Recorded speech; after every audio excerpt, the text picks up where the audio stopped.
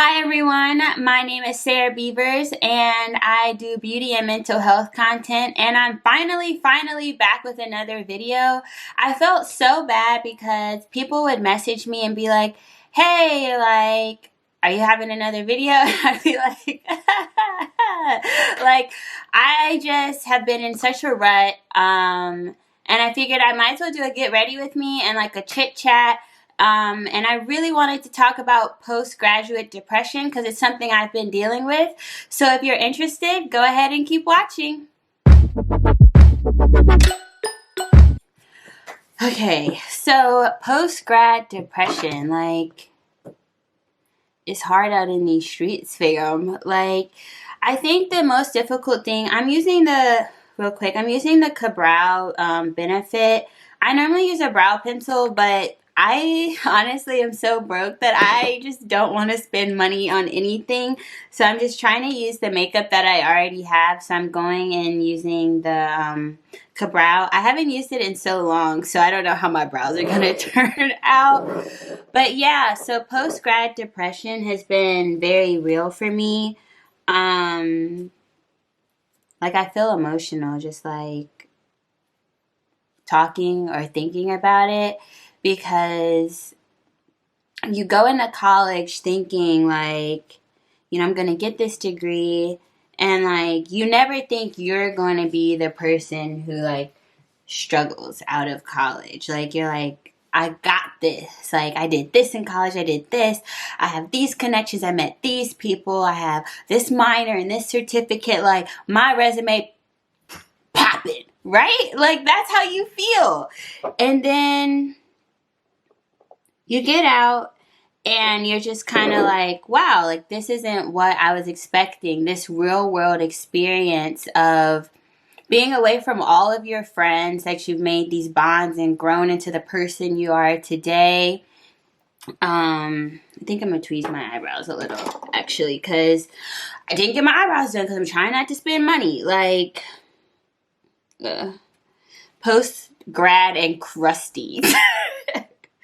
But for me, it's just been really difficult because I got my degree in neuropsychology, a minor in health education, and a certificate in substance abuse, because I kept thinking to myself, like, I just want to work with people. Like, I just want to help people. Like, that's what I want to do. Like, that is my calling. And so I was one of the lucky ones, like, I graduated college, I moved home, I applied for jobs in my field, and boom, like, I got a job in my field. And then I started going through the motions of it, and because of my own mental health, and because, like, I started YouTube and blogging, I realized, like, that's not what I want to do. I want to be a content creator. I want to write. I want to create. Like, I want to be creative. I want to be myself. And so I decided, I'm so scared to put this on my eyebrow. I'm like playing around with it because I'm just like, like, I don't know. Okay. I got to do it. I got to go for it. But I decided, like, I had a job in New York, didn't take it. Got a job in Pennsylvania, tried it, didn't like it. Like, they were all like in the school systems, mental health, different things like that. So once I started working this job in Pennsylvania, I was just like, I love mental health. It's a beautiful thing how we evolve and care for ourselves and making self-care a lifestyle. But I don't think this is what I'm meant to do for the rest of my life. And for me, like, that was so hard and so frustrating to, like, accept. Like, okay, like, for 4 or 5 years, like, this is what you plan to do. So what's next, Sarah Beavers? Because you got to boss up. Like, what's next? So I started looking for editorial jobs. Okay. I started looking for editorial jobs in New York. And I was getting interviews, but not getting the job. And that, for me, I was just like, yo, like, I'm getting in the door, but what do I need to do to land, like, an internship at Condé Nast or Meredith Corporation? Like, and if you know the industry, Condé Nast is the house for like Teen Vogue, Vogue, and a lot of big other magazines. And Meredith Corporations also has a lot of big magazines as well, or Hearst. So then I started creeping into this space of, well, am I not good enough for this career? Should I just go back to mental health? Like, I know I'm good at it. Like, you know, people always tell me, like, you know, get your PhD. Like, you're so good at this. Like, you should be a therapist. Like, this is your thing. But I don't feel like it's my thing anymore. Like, and then being broke and just not being able to find a job and letting go of the jobs that I had just left me in a rut. A big one. Like a really, really big rut. And I just found myself being down on myself, where I got to a point where I was just like telling people, like, coming up with these like lame excuses of why I don't even want to do YouTube anymore. And I love YouTube. Like, yesterday, like all day yesterday, I literally laid in bed because I was so sad about like relationship stuff. Like, I was so sad, and I wasn't the sad where you cry. I was the sad where you just sit there and watch Vampire Diaries and the originals and Legacies, and you just sit there and finish the whole season and you're like, what the heck? But for real, side note, like, if you haven't watched Vampire Diaries, then watch the originals, then watch Legacies, like, something wrong with you. Like, they're the bomb. I feel like these brows look so thick.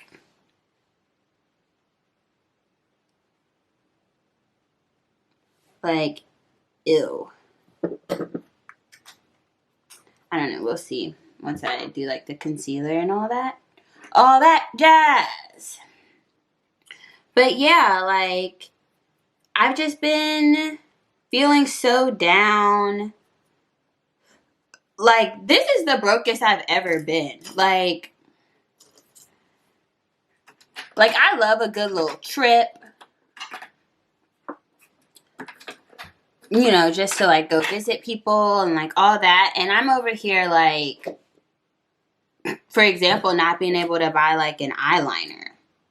Like, what type of ghetto, baroque, big shit is that? Like, ah! Okay, I'm going in with the NARS to conceal. This is caramel. Like, oh my goodness. I don't know. And I feel like post-grad depression is something that a lot of people experience. And it's so easy to like slip into deep, darker spaces, like especially with social media now, because it's so easy to compare yourself to people and to be like, oh, this person got this job, or oh, this person's doing this. Like, stop it. Don't do it. Because honestly, with social media, people post what they want you to see. Like, I had someone ask me the other day, like, how are you so comfortable being vulnerable? Like, I'm not. Like, I'm never comfortable being vulnerable. It's just like, I know a lot of social media is like people just showing what they want. And so I decided, like, I'm just gonna be vulnerable and just open up, because, like, I be seeing how it helped people. Like, I'm hip, and don't compare yourself to the people you see on social media. It's not gonna get you anywhere, honey. It's not gonna get you anywhere at all. Do I wanna use a brush or a sponge? Do I wanna use a brush or a sponge? I'm gonna use a sponge. Yeah, so that's a little backstory on why I haven't posted videos, and I've been posting, like, blogs, but small, like, fun fact, the blogs that I've been posting, actually, I wrote, like, months ago. So I just wanted to get some content out, and the easiest thing for me to do, really just to hide behind a keyboard and just post, like, old content, which I'm really grateful for, that I still was able to, like, have some content coming out. I just was really going through it, like, yeah. One thing that I really realized after graduation is I miss my sorority sisters a lot. Like, I really miss them, and I miss, like, they have their own, like, special way of, like, showing that they love you and that they care. Own special way. But, like, it really is, like, great. If you don't know, I am a member of Delta Sigma Theta Sorority Incorporated. Okay. Just saying, like, it's a really great organization. I'm not biased or nothing like that, but but yeah, so that's something that I feel like I really took for granted, of having such, like, a bomb circle of girls. Like, we have our differences, but, like, at the end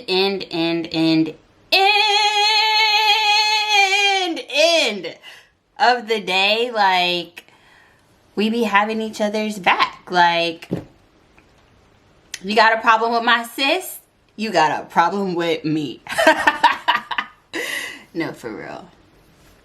But yeah, like, that's something that I really miss. Like, and, like, my freshman year and my sophomore year were such great experiences. I got in a relationship my junior year of college, and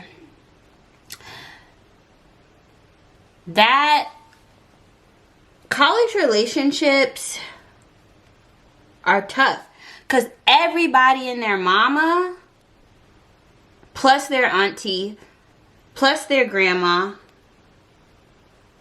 plus there's cousin Buki, want to be up in your business. Like, and then, like, yeah, like, I don't know, like, relationships in college are interesting. We loved hard, or we love hard, but it was hard.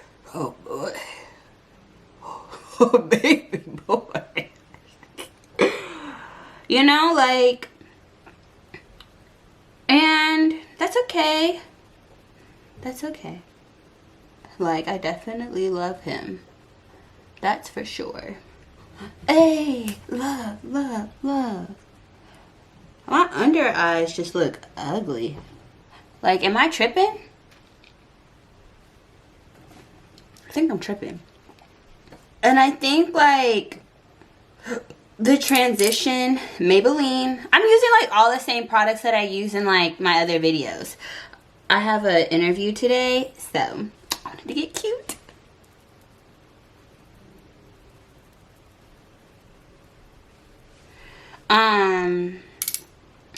I think like that's another thing like that comes with my post-grad, and like I can pretty much give like a checklist on like what is causing me to have post-grad depression. Like switching careers and trying to find a job post-grad is so difficult. Like people be looking at me like, oh, why are you here? Why are you here? You have a neuroscience degree and you're applying for Teen Vogue's beauty editorial. So like that's just been really difficult for me, like trying to almost explain myself. Yeah, like I'm explaining myself. And that's not fun. It's not fun. Also, like, I've really been struggling with this new environment that I'm in. My mom moved to Harrisburg, Pennsylvania, my senior year of college. And after graduation, I did what a lot of graduates do. I took my ass home. I took my ass home. And it wasn't like my first choice or option, but it definitely was the smartest choice and option for things for me to do. Just because, like, financially, like, I wasn't in a best space. A lot of because of, like, my mental health and things like that. I just wasn't really in the best space. And I came home, or came to live with my mom. It's hard to say home because I didn't grow up here, and the most time I really truly ever spent here was like moving back after college. But that was very difficult for me, like culturally. Like this is not a metropolitan area at all, like at all. And you can see my spaghetti. Has that spaghetti been there the whole time? I did not know that. But it's not a metropolitan area. Like, I don't have any friends here, like, at all. Like, not one. Not a half. Not a homie I could kick it with. Like, that is so hard for me. Like, I literally do videos and